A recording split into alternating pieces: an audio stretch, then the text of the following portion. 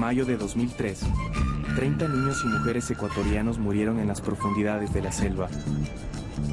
Todo fluía como si nada. Si los masacrados hubieran sido blancos, la sociedad se habría conmocionado, pero fueron indígenas no contactados. Muy pocos se enteraron y a casi nadie le importó.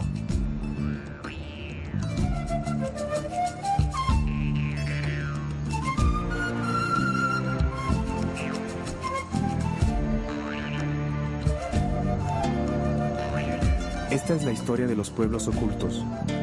Empieza aquí, en el río Cononaco, en las profundidades de la Amazonía ecuatoriana.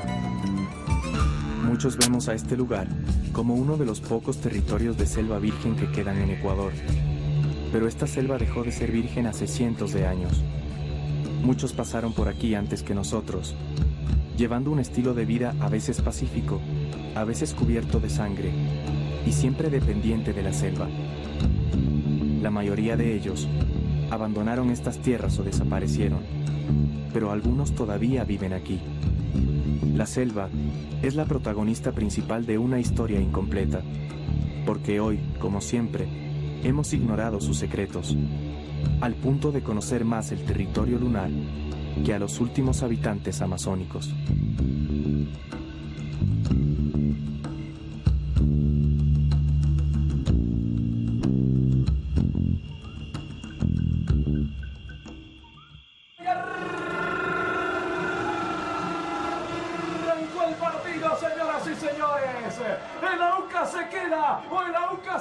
El 22 de octubre de 2006, Aucas, el ídolo quiteño, se jugaba la categoría.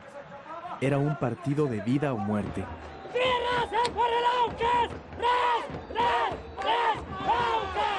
Los hinchas vivían con pasión la caída o la supervivencia de su equipo. A pesar del esfuerzo y las oraciones, el ídolo cayó. El Aucas vive en mi corazón y punto, soy auquista a muerte. Esa tarde, miles de hinchas escribían con lágrimas una página en la historia de su equipo, sin saber que la verdadera historia de los Aucas se ha escrito siempre con sangre. ¿Quiénes fueron los verdaderos Aucas? De repente esta cobija en el día como alfombra y en la noche como cobija. Esta es Coca, llamada también Francisco de Orellana, en el oriente ecuatoriano. Esta ciudad, ubicada junto al río Napo, se ha convertido en una potencia comercial y turística a partir del boom petrolero en los 70s. Pero hace apenas 50 años, se trataba solo de un caserío en plena selva. Colonos, hacendados y misioneros llegaron aquí sin saber que se estaban instalando en la frontera del territorio de los Aucas. No sabemos con exactitud en qué momento la palabra Auca fue utilizada para nombrar a un grupo de indígenas especialmente agresivo que vivía sin ningún contacto con la sociedad. Relatos antiguos de quichuas y colonos prueban que Auca era un término ampliamente conocido hace más de 100 años.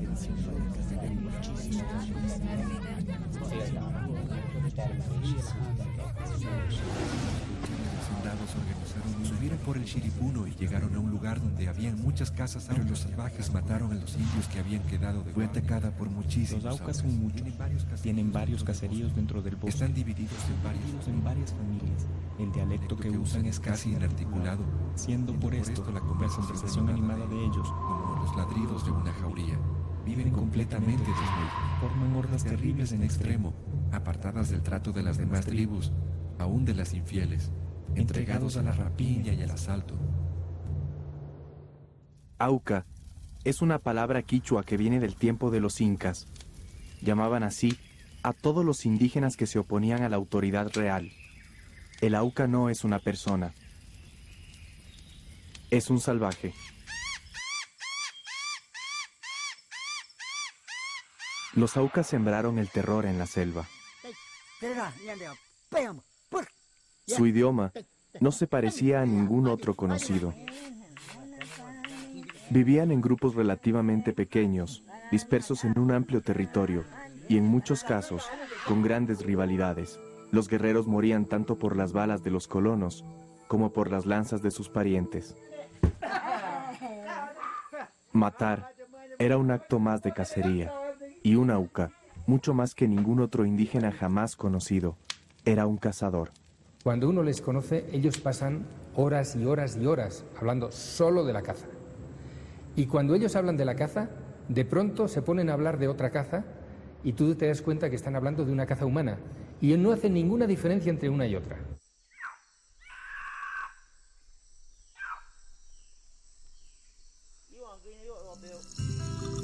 Si eran tan peligrosos, ¿por qué se insistió en ingresar a su territorio? La respuesta es sencilla. Los Aucas vivían sobre una mina de oro. Había llegado la era del petróleo y el Estado no halló mejor remedio que contactar a los salvajes.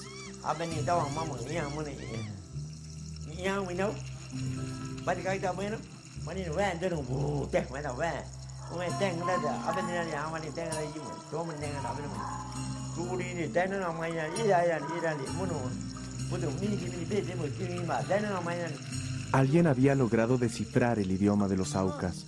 El milagro vino directamente de Estados Unidos. Everybody likes to go someplace.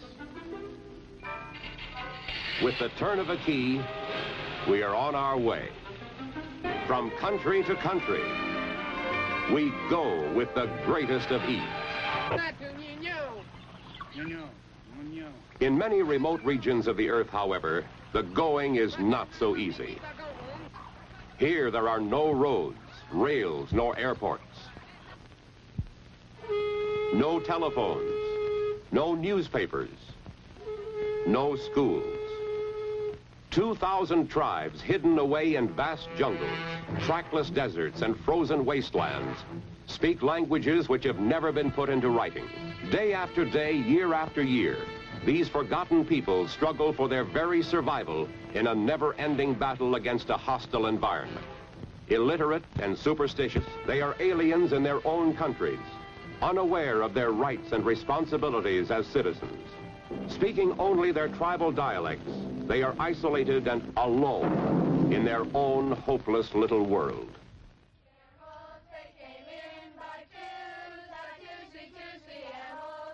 Este era el campamento del Instituto Lingüístico de Verano, o ILB, en la selva ecuatoriana, hace unos 40 años. Sus miembros pertenecían a confesiones del evangelismo fundamentalista. Llegaron en 1952, poco después de que Texaco descubriera petróleo en territorio Auca. Su misión era traducir la Biblia a todas las lenguas indígenas, pero el contacto con los Aucas les había sido imposible. Raquel Saint, una de las personalidades más carismáticas del ILB, estaba decidida a contactarlos. En 1955, una mujer Auca fue secuestrada por colonos. Dayuma se convertiría en la puerta al mundo de los Aucas. Raquel con ella aprende muchas cosas. No solamente aprende el idioma, sino aprende el jeroglífico, que es un grupo guaraní, y se da cuenta cómo funciona el sistema de alianzas y cómo es el sistema de violencia o de paz. Y se da cuenta que entonces esa es la llave para contactar con su grupo. La voz en la radio era Dayuma.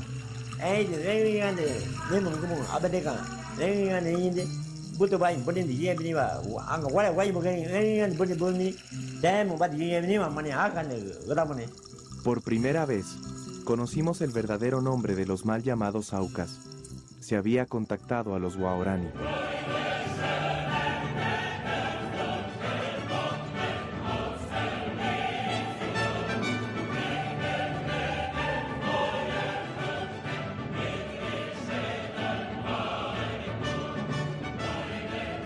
Con avionetas del ejército y de Texaco, Raquel Saint reclutó a la mayor cantidad de guaraníes posible.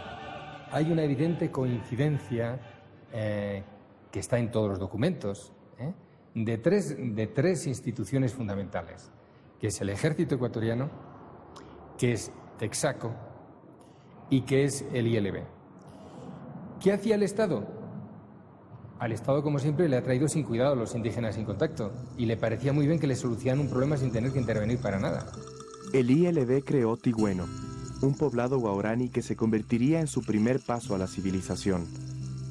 Cientos de guaos llegaron aquí. Los misioneros iniciaron la evangelización, ignorando que muchos guerreros convivían ahora con familias enemigas, en medio de un estilo de vida ajeno para ellos. A pesar de eso, los evangélicos promocionaban el éxito de su tarea pacificadora.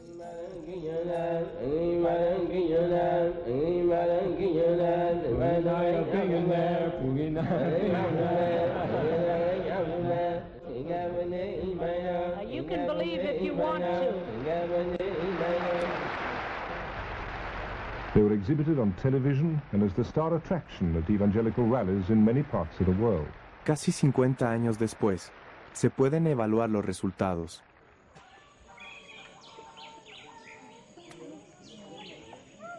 Tobeta es una pequeña comunidad en el Parque Nacional Yasuní. Dabo es el líder y uno de los guerreros contactados por el ILB. Lejos de allí, Tigüino es territorio de Babe, civilizado también por los misioneros evangélicos. Aunque viven separados, Dabo y Babe tienen mucho en común. En primer lugar, son primos. Compartieron buena parte de su juventud en la selva. Tanto Dabo como Babe son guerreros respetados y temidos por los guaraní. Pero hay algo más significativo.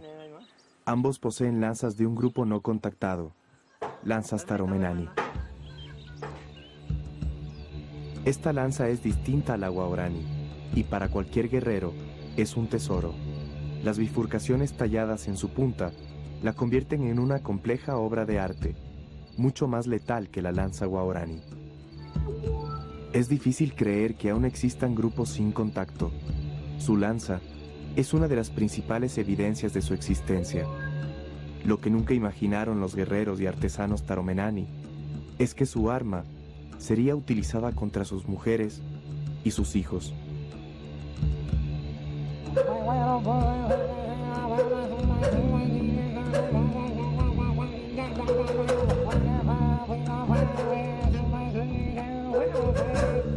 La historia de cómo esas lanzas llegaron a manos de Dabo y Babe revela su principal punto en común. Ambos participaron en la matanza del grupo Taromenani en 2003. Entonces, ¿qué pasó con la pacificación de los guaraní? La evangelización en realidad no resultó, y con la paulatina desintegración de Tigüeno, los guaos volvieron a sus tierras, pero la selva ya había sido ocupada.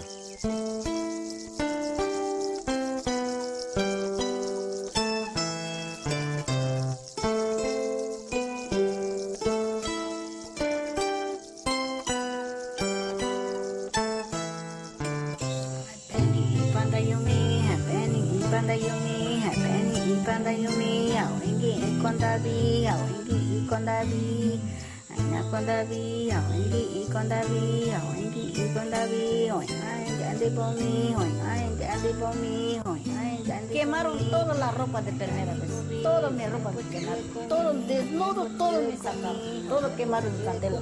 Yo quedé con desnudo, yo de miedo tapaba con hojas. No dormía nada no dormía. Solo pensaba a mi papá y a mi mamá. No sabía ese idioma guaraní. Ahí me he luchado bastante yo. Ahí pensando, ¿cuántas veces he luchado yo? Olga es quichua. A sus 14 años, Dayuma la entregó a Babe y desde entonces vive como una esclava. Babe la desprecia, pero la mantiene a su lado porque habla quichua, español y guaraní. A través de ella, Babe se ha comunicado siempre con colonos, misioneros o petroleros. Como Tigüino, muchas comunidades guaraní se instalaron en las vías petroleras. El contacto trajo palabras valiosas como compañía, convenio y paro. Los mayores tienen que cobrar gratis. Así han dicho. Y ahora en este mes creo que yo voy a cobrar también. Babe no trabaja, pero recibe un sueldo de Petrobel. Para una petrolera, mantener a los guaraní tranquilos es más rentable que poner en riesgo la producción. Babe descubrió la nueva selva de recolección. Babe va perdiendo su personalidad guaraní y va adoptando una personalidad que él nunca ha entendido. Fíjense, hasta ahora el Estado o la ONAE, sus dirigentes indígenas, jamás han hecho ni el más mínimo esfuerzo por explicarle a un guaraní qué es Ecuador. ¿Con quién va a aprender a ser ciudadano? ¿Con los ladrones de tierras? ¿Con los petroleros que lo tienen como un monigote, que se burlan de él constantemente? ¿Con los militares que en cuanto pueden se llevan a una de sus muchachas? Babe es un producto de, bueno, del patio trasero de nuestra civilización, ¿no?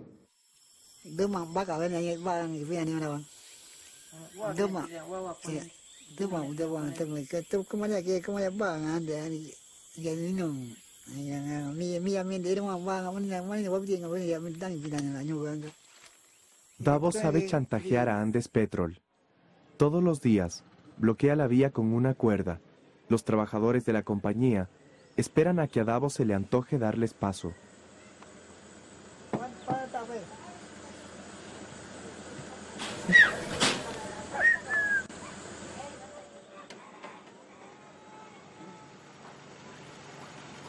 Muchas veces Davo pide regalos grandes, como una camioneta, aunque la mayoría de problemas se resuelven con Coca-Cola. 2 bolitas le traigo. Sí. Pero déjeme pasar. No, puta marica, no. vamos, a sacar ese carro. No te cortes tú, ya.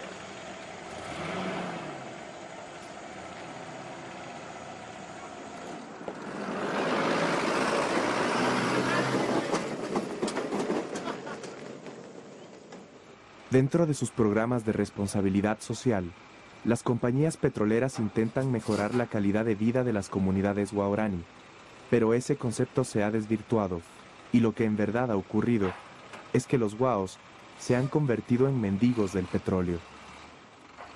Es algo penoso. Más bien algún tiempo nos dejarán solo con cosas y sin fundamentos. Por ejemplo, yo hablaría sobre de mi papá, de mi padre. Hay veces él cuando ve cosas quiere. Por ejemplo, dice, regálame una cola. Entonces yo le digo, ay papi, mejor dicho, vamos a tomar un tazón de chicha. Las cosas se van extinguiéndose. Y eso me preocupa mucho. La historia familiar de Davo es una de extinción y supervivencia. Su padre fue uno de los guerreros más temidos de la selva y sembró en él la necesidad de matar para prevalecer. Esa naturaleza feroz marcaría el destino de un guerrero que jamás tuvo contacto con nuestra sociedad, su primo Taga.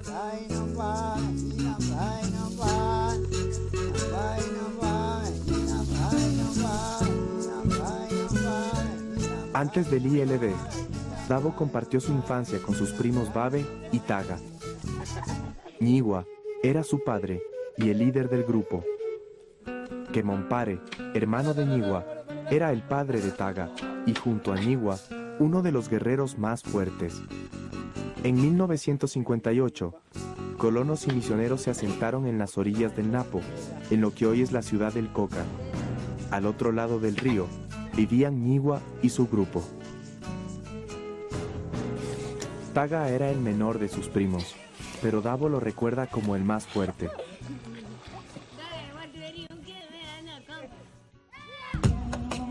Con la aparición de los colonos, los 3 jóvenes pondrían a prueba su capacidad para la guerra. Ñigua lideró los ataques al Coca, matando un buen número de colonos.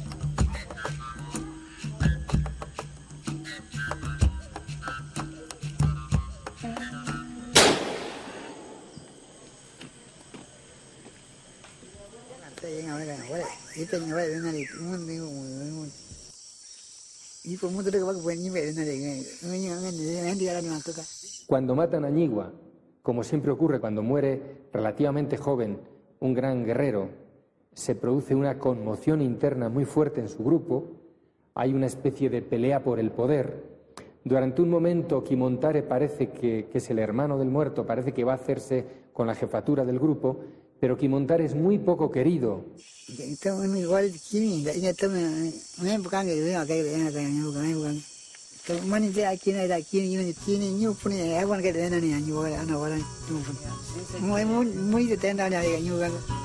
Dabo intentó matar a Taga, que logró escapar, perdiéndose solo en la selva.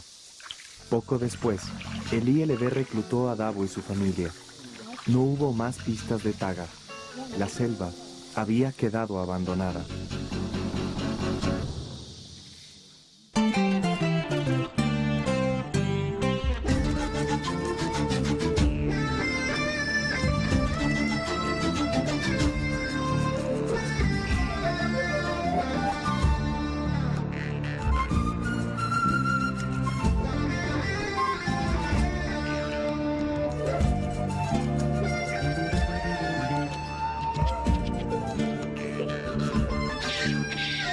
Esta enorme reducción, esta conquista, esta última y definitiva conquista de la selva que se hace siempre a base del territorio guaraní, es la que provoca todas las violencias hasta hoy. Sin que nadie lo espere, la selva reveló un secreto que se tomó la vida de 3 trabajadores petroleros. Eran los Tagaeri, el feroz grupo de Taga.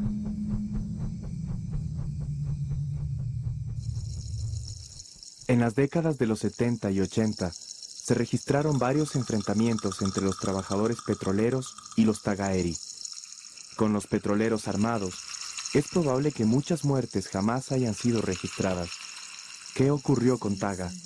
La respuesta podría encontrarse en 1984. Más o menos las 11 y media topamos a los terminales.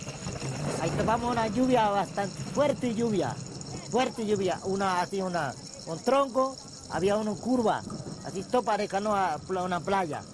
Ahí pincharon canoa. Manuel trabajaba como guía para la petrolera CGG cuando su lancha fue atacada surcando el río Cononaco. Fue herido por una lanza Tagaeri, pero logró escapar.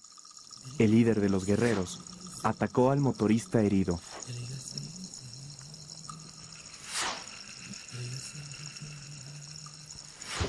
Primera no pegó, segunda pegar ya. La última bala ya acabó ya. Ya ella, familia, todo llevó, se fueron ya. Aquel hombre, descrito como el mayor y más agresivo, se internó en la selva.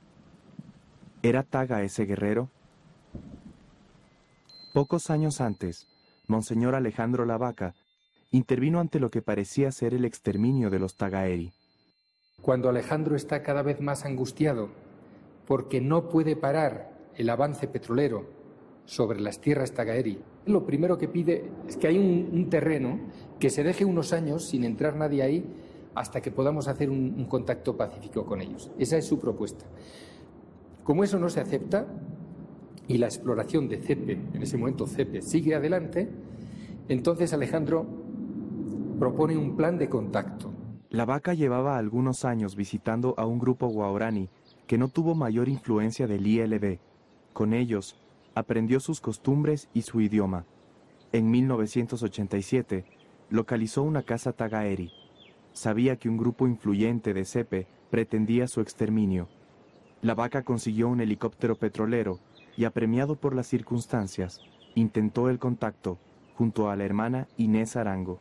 Un obispo español, Monseñor Alejandro Lavaca, fue encontrado muerto hace unos días junto a una misionera colombiana.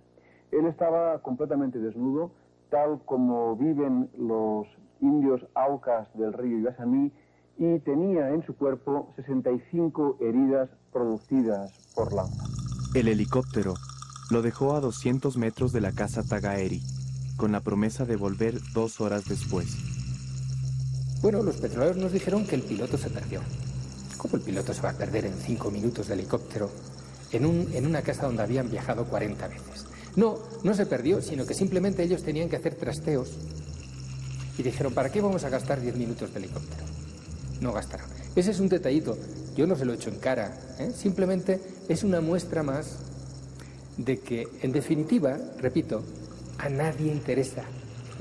A nadie ha interesado, ni los campesinos, ni los indígenas, ni los curitas que estaban con ellos. A nadie.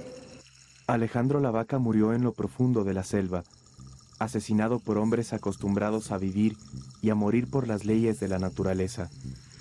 Los misioneros capuchinos aún guardan una de las 18 lanzas que le quitaron la vida.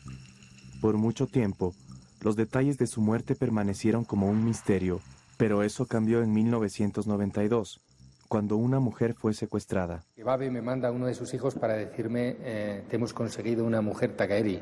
Carne cruda comía, pero era bien gorda.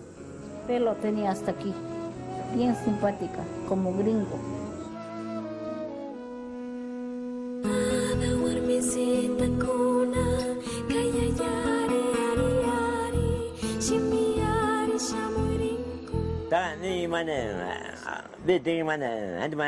Omatuki nos contó cómo había sido la escena. Ahí nos llevamos la sorpresa de que Alejandro había hecho un contacto, y Inés habían hecho un contacto pacífico con el grupo tagaeri, que habían estado varias horas con ellos, que habían comido con ellos, que se dieron cuenta de que dentro del grupo tagaeri había bastante tensión.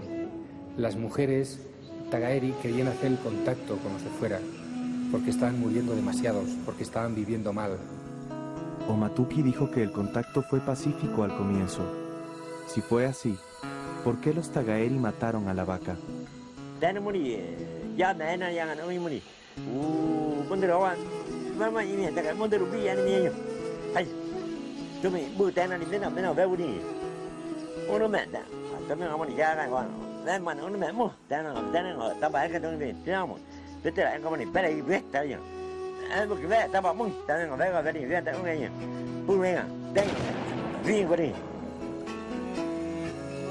Los tagaeri aplicaron su ley.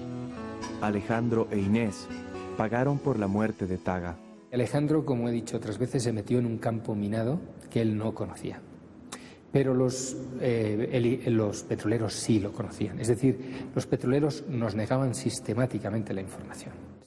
Omatuki aclaró algunos vacíos, pero había algo más revelador. Aseguraba no ser tagaeri.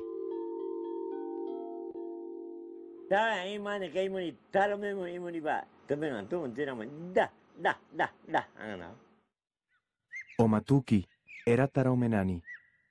Babe la había secuestrado cerca de una casa tagaeri, como esta, fotografiada por un helicóptero petrolero. Según ella, los Tarahumenani se aliaron con los tagaeri. Luego de una época de intercambios familiares y paz, conflictos internos terminaron con la alianza y los Tarahumenani exterminaron a los últimos tagaeri. El disparo de una bala hace 50 años determinó el nacimiento y la desaparición de los tagaeri. Es probable que el mayor temor de Alejandro Lavaca se haya cristalizado. Si esas fueron las consecuencias de un disparo, ¿cuáles serían las del secuestro de Omatuki? Raptar a una mujer es un acto de guerra declarada, ¿no? Pero claro, también me parecía enormemente peligroso el acto de evolución. Y yo hablé con él un buen rato cómo hacerlo, ¿no? Y Babe quedó de acuerdo en cómo hacerlo. Y naturalmente luego hizo todo lo contrario.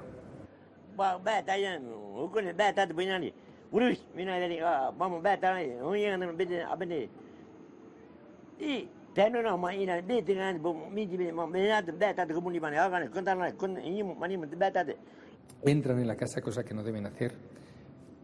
Toman la comida de la casa, cogen sus lanzas, ¿no? Es decir, roban la casa. Y en un momento de esos, Omatuki se les corre.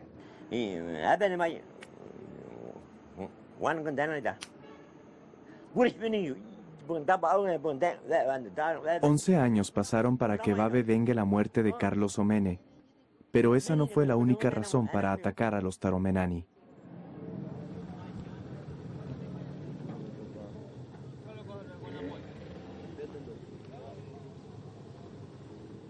El territorio guaurani había sido invadido por una nueva clase de predadores. los madereros. Babe empezó a ganar dinero por cada bloque de cedro extraído del Parque Nacional Yasuní. Pero el cedro empezó a escasear y los madereros se internaron cada vez más profundo, llegando a territorio taromenani. Un ataque pondría en peligro el negocio de Babe. Él planificó el asalto. Sabía la ubicación de la casa taromenani porque la había observado desde los helicópteros. Contaba también con el combustible que normalmente le entregaba la compañía, además de dinero y armas suficientes, regaladas por los madereros. En una tierra de impunidad, Babe tuvo el camino libre.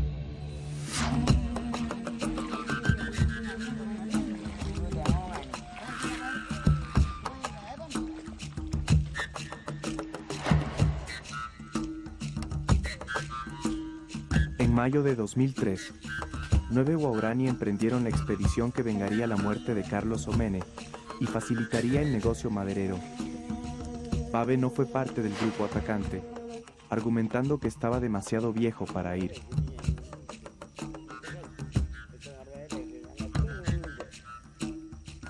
Los atacantes navegaron un día en lancha y caminaron 3 más hasta dar con la casa taromenani. De acuerdo a sus testimonios, dentro de la casa solo habían mujeres y niños. El único hombre adulto reposaba herido sobre una hamaca.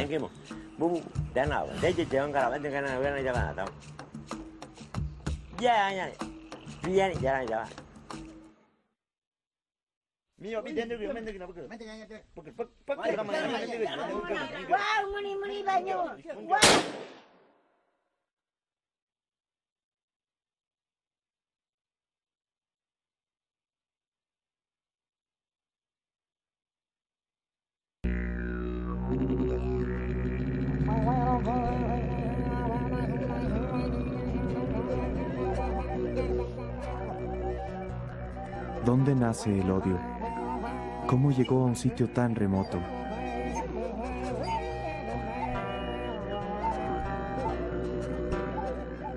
Para un grupo pequeño como los taromenani, la desaparición de 30 mujeres y niños es una sentencia de muerte. Fue un acto cobarde que nada tiene que ver con las leyes de la selva. Después de muertos, los cuerpos fueron lanceados y la casa quemada.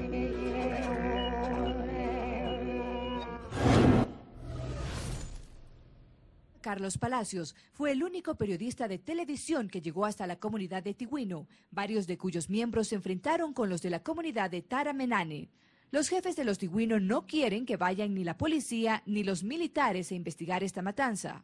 Queremos estar tranquilidad, estar buenas personas respetando unos a otros. No queremos venga de la policía, de militares. Queremos venga de los funcionarios que consejos, con hijos. No queremos vaya a terminar el juicio, no queremos pasar Cultura guaraní, así era nuestro abuelo, luchaba por el enemigo, por lo que mataba a sus padres, pero ahora ahí quedamos. En el enfrentamiento, los Tigüino mataron a 10 mujeres, 4 hombres adultos y 5 niños, entre los que se encontraba Taramenane, jefe de los Taramenane, cuya cabeza llevaron hasta su comunidad como señal de haber ganado el enfrentamiento. ¿En qué país se saca en andas a los asesinos? ¿En qué país se fotografían como los grandes héroes? A los asesinos de mujeres y de niños, del mayor crimen que ha ocurrido en Ecuador en muchos, muchos años. Y nadie, ni los obispos, dijeron nada. Yo decía, ¿cómo puede actuar esto educativamente entre los guaraní? ¿Cómo le voy a decir yo luego a un guaraní? No puedes matar a mujeres y niños. Pero si son los héroes. A nadie se le hubiera ocurrido en Ecuador sacar a los policías de Fibeca de héroes. No. Eso la gente ecuatoriana no lo admite. Los periodistas ecuatorianos no lo admiten. Ningún ecuatoriano. ¿Y por qué admiten lo otro? Pues estamos en lo de siempre, ¿eh? Porque no son personas. Varios días después, el escándalo mediático obligó a militares y policías a organizar un vuelo que recogiera evidencias en la casa Taromenani. Participaron del reconocimiento dirigentes de la ONAE, principal organización del pueblo guaraní, y el fiscal de Pastaza, Marco Vargas. Fue una operación increíblemente mala, tan detestable a mi parecer como el asesinato. Porque era una oportunidad. Es decir, ahí ya no causábamos ningún daño, porque otro tipo de conocimiento no lo puedes causar sin daño. Porque les influyes, bajas hasta ellos, les obligas, pero ahí no, ahí ya no hacíamos daño. Bueno, ya que se ha hecho una matanza, siquiera saquemos la parte positiva. Tampoco la sacamos.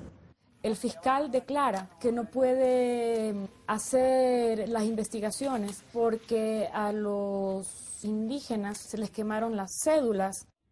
Tal vez no se entienda o el señor se quiera reír del prójimo. Cuando hablamos de pueblos no contactados, son justamente eso. Los señores no están cedulados. La ONAE argumentó que la matanza obedecía a sus leyes y que no le correspondía intervenir al Estado.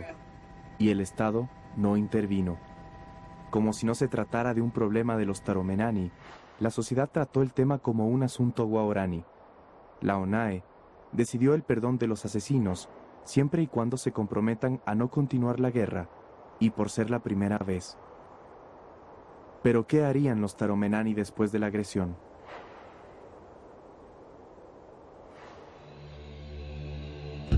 Esto es lo que queda de un maderero colombiano, ajusticiado en la selva. Los Taromenani dejaron con vida a los hombres que lo acompañaban, probablemente para que adviertan a los demás y no se vuelva a violar su territorio.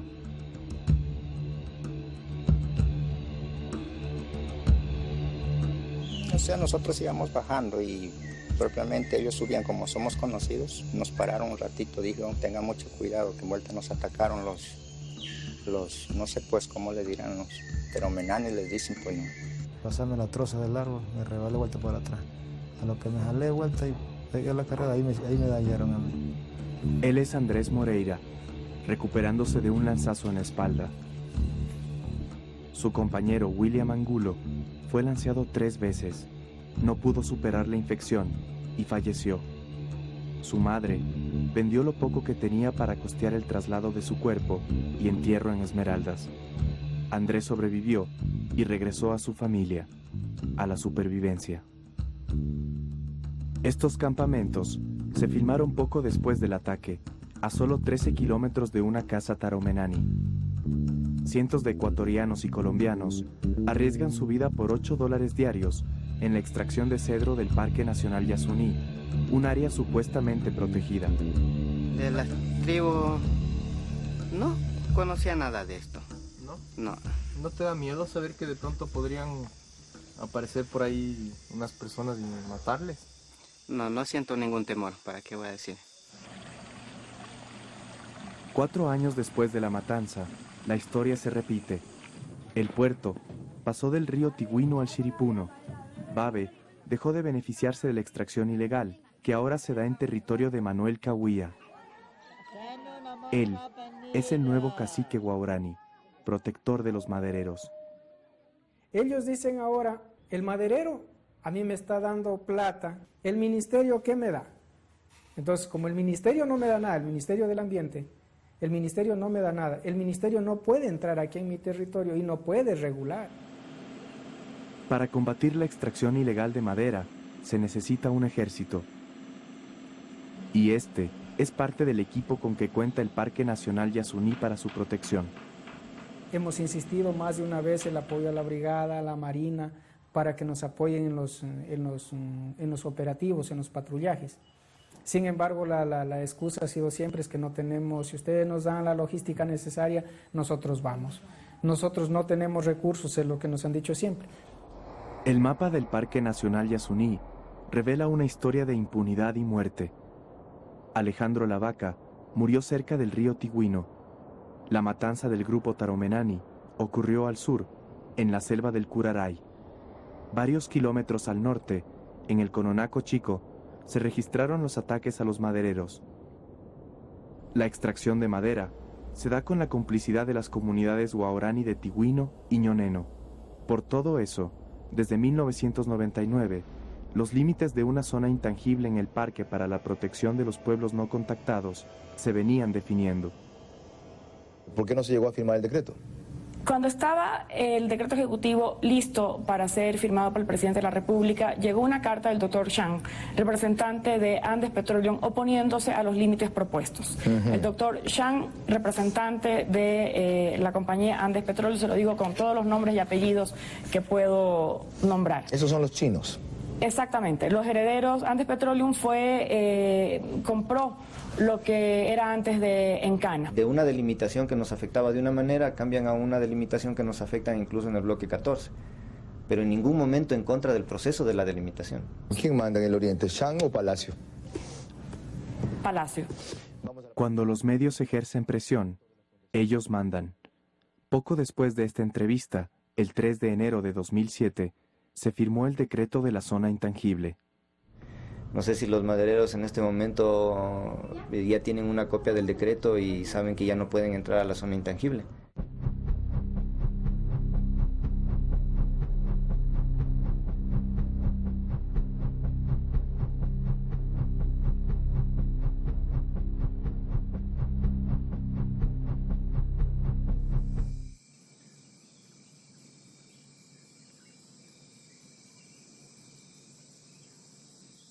Niños de la Nacional Guaraní, ¿por qué viven enfermos, con fiebre, dolor de cabeza? Por el río que está bajando contaminación. El derrame del Pozo 8 de Petroproducción obligó a la comunidad de Ñoneno a bloquear la vía, complicando las tareas de Petrobel y Petroecuador. En un país de paros, los guaraní aprendieron perfectamente su utilidad. Esta comunidad, 25 familias, tenemos a dónde va a vivir, cómo va petróleo, Petroproducción, la mandaron, toda Petroproducción de la me manda, no me manda, pero el gobierno no la ayudar. Pero este paro tenía un detalle particular. Los guaraní protestaban con lanzas taromenani. Caruen, sí. Él trajo 14 lanzas. Pocos días después de filmar estas imágenes, se corrió el rumor de que Manuel Cahuilla había ingresado a la selva para vengar a los madereros. El escándalo fue nacional. Todos se reunieron: ministros, prensa, ecologistas, dirigentes, policía, militares, y todos hablaron. La intangible no es una protección nuestra, es un derecho de los pueblos ocultos. Por lo tanto, se requiere un trabajo con apoyo de las Fuerzas Armadas. Nos dijeron que no nos podían dar el permiso porque primero tenían que contar con su bene. Decir que la institucionalidad del Estado se haga presente. Es darse cuenta que estamos aquí ante un caso de genocidio. Contamos con los recursos, con los medios que son indispensables para este tipo de tareas. Emergencia, pido a ustedes como autoridades, ayuda, si no, yo voy a decir como guerra, para que defiendan propio hermano. Me pareció inconcebible que 3 ministros fueran al COCA. ¿Y cuál era el gabinete de asesores de los ministros? Se le manda al ministro a ser un investigador. El ministro no está para investigar. No puede perder el tiempo en eso, me imagino. Tampoco está para asistir a una asamblea popular, donde la mayor parte de la gente tiene una gran voluntad y un absoluto desconocimiento. Esa tarde, el ejército prestó uno de sus helicópteros. Volamos a Tigüino en busca de evidencias que confirmaran o descartaran el rumor.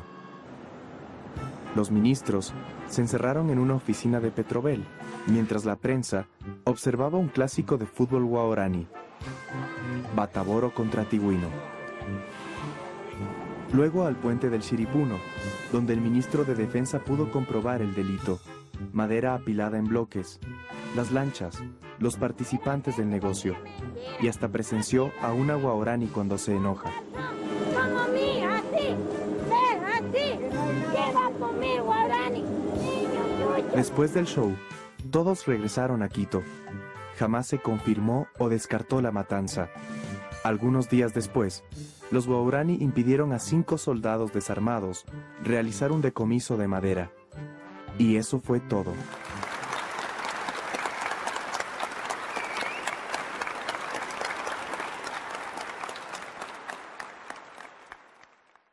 Vamos a poner una denuncia porque se ha cometido un delito contra el medio ambiente, que es la tala ilegal de madera. y obviamente la destrucción de bosque nativo.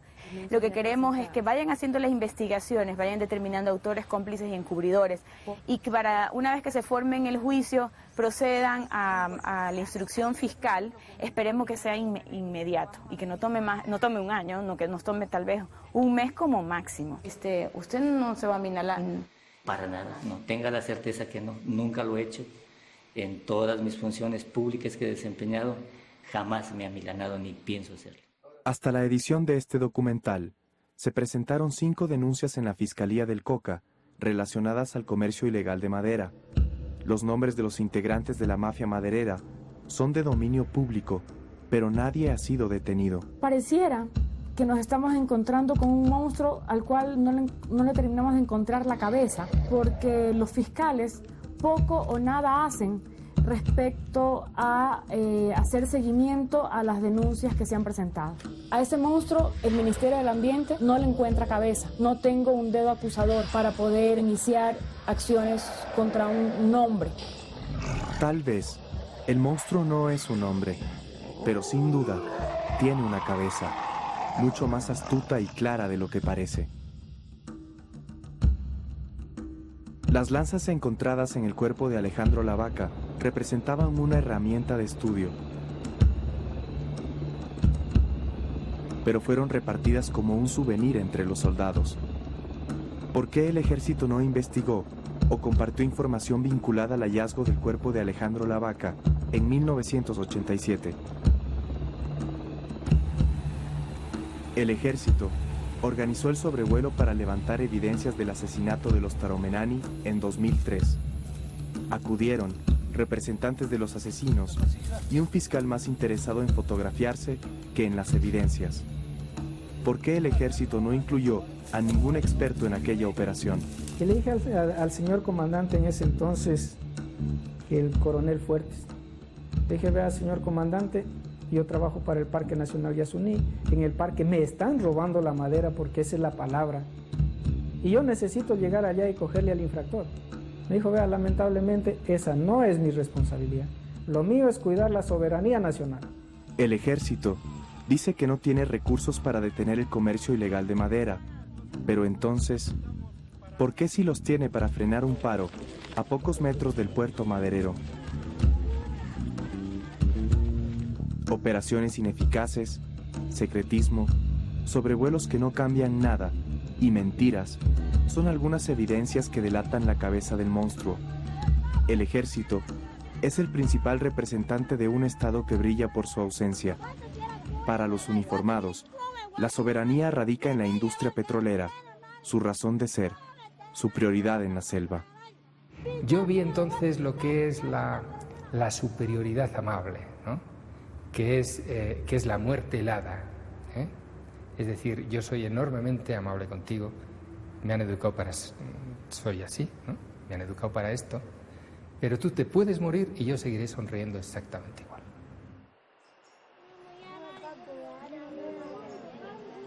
Porque nosotros ahora somos guaraní, pero vivimos civilizados, eso necesitamos las cosas de afuera, y otro lado guardamos la cultura. Es donde mucha gente tiene que dar la cuenta, porque nosotros somos un gente que tenemos mucha riqueza desde Ecuador, no solamente para nosotros como indígenas, para el bien de todo el país. Los madereros están ganando la batalla en la selva, pero aún hay esperanza. La comunidad guaraní de Bameno no está cerca de ninguna compañía petrolera, y es un ejemplo de conservación y supervivencia de los clanes amazónicos. A mí me puede pagar como $20,000 por hoy día para explotarle 5,000 árboles.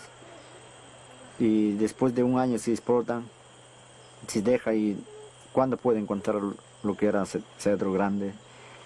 Y nunca jamás. Estamos guardando esta comunidad para que la comunidad que guarde su cultura, porque un día puede venir mucha gente de otro mundo que puede venir a conocerle la cultura. Porque nuestro hijo tenemos que mostrar cómo hacer la flecha, cómo hacer su cacería, tenemos que mostrar en el centro para que no pierda y que habla su lengua guaraní.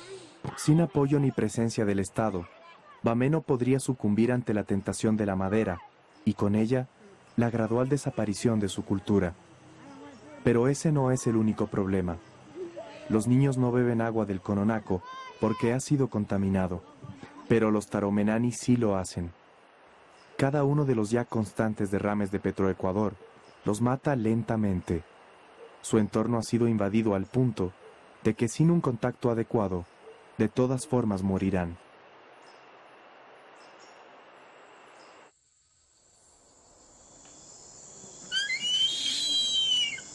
Poco antes de terminar nuestro viaje, filmamos un águila capturada por los guaorani. Es una de las aves más raras y bellas que hemos visto.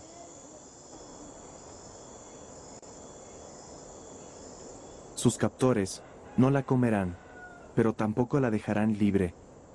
Morirá atada, como un símbolo de superioridad del hombre sobre la naturaleza.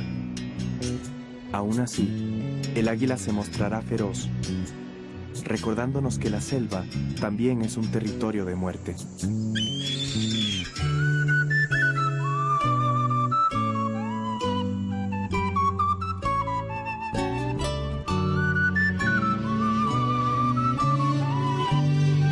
Uno podría pensar que la vida de 300 personas en contacto no es una prioridad, que más gente muere en las ciudades, que tenemos problemas más urgentes que resolver.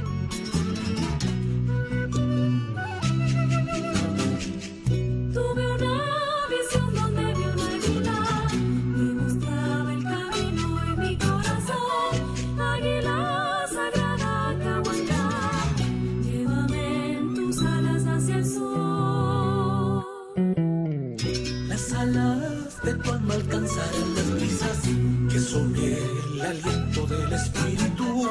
Águila, enséñame a mirar más alto, cura mis alas rotas con amor. La historia de los pueblos ocultos sigue siendo un misterio que tal vez nunca se revele, porque hablar de ellos es hablar de nuestra capacidad para destruir y luego olvidar. Es hablar de nosotros, de una sociedad inmóvil ante el exterminio de sus tesoros.